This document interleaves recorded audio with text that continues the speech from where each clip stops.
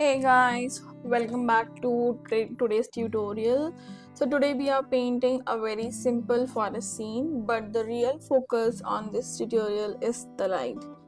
Now the light is not created by painting the light color, but it is created by using contrast. What I mean is that this painting works because of value contrast and not because of the bright colors. Okay, so if your landscapes looks dull, flat, or they are not usually because of the choice of your color, it's your value structure. So in this tutorial I'll show you how I plan the glow from the very beginning. I'm starting by wetting the paper evenly. Before adding any color, I lightly draw a circle for the sun.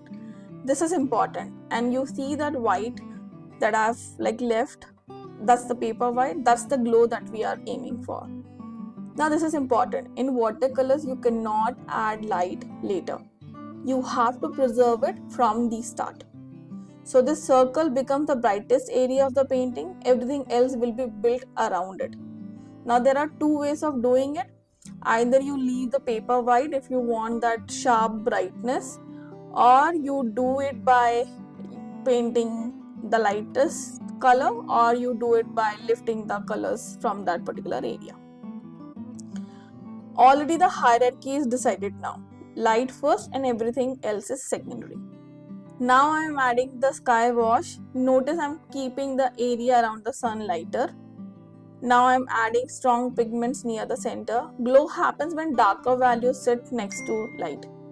Now I gradually deepen the outer areas, letting the pigment stay stronger away from the sun. This creates the natural contrast, which actually highlights your lighter areas more. Now the next steps are to add the foreground, and again I avoid competing with the light. So if your paper is again dry, make sure that you put water to make it wet. As wet on wet working, it comes out very soft. Okay, like everything around is very soft. The foreground is darker, but I leave a soft transition towards the sun area that creates the depth.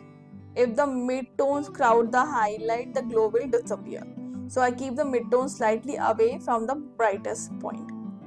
Okay, so once you are done with your foreground, you can still experiment it while it is wet, as I am doing. You will see me erasing this in a couple of minutes and then doing completely revamping my foreground. It's part of the process, so never worry about making mistakes. You can always correct them at the right time. The idea is to make it look as realistic as possible, right? So the mud in the foreground, the broken tree branches, so you do all sorts of textures, splashes to make it look very real. Okay, in the end, if you're not satisfied with it, you can always do like one round of wet wash and everything will just be over. Now this is very important step. After you're done with the foreground, you have to let your artwork completely dry. Otherwise, when you create the texture of the trees in the foreground at the front, basically it's gonna become messy. This is where most muddy watercolor happens, because people will rush this step. So make sure you are not rushing this. If you add trees on damp paper, you lose edge control. See what happened with me. This I try to do just to show you what will happen when you walk on a wet surface. Okay, dry paper will give you structure.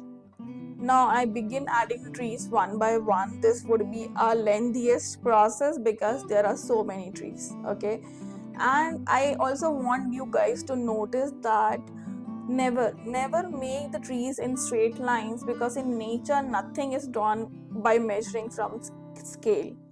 The darkest sit near the focal area, that increases contrast and strengthens the glow. Some edges are sharp, some are softened, right? So make sure that you are following that rhythmic pattern. For that, if you have to step outside your house, observe the natural trees, then do that. Soft images, soft edges are what creates atmospheric views basically. right? So don't try to over control and over detail. Also make sure that you're using your fine brush for making the trees. If you convert this painting into grayscale and if it is still working, then I think your values are correct, right? So check out the reel also that I posted on my Instagram the other day, where I'm teaching you all about how do you convert or how do you check your values in your painting. So if I'm converting this painting artwork of mine into grayscale and I can still see the values, meaning I have done it correctly. Okay, so light is never about the contrast. Sorry, my mistake. So what I'm saying is light is about the contrast, not about the brightness or what light color you have put on the paper. Okay, so if your watercolor landscape still feel flat, don't add more color. You can check these points. Are your darks dark enough? Are your midtones crowding the light? Did you preserve the highlight early? Master values first. Color becomes much easier after that. If you're building control step by step, I have a structured watercolor course linked below.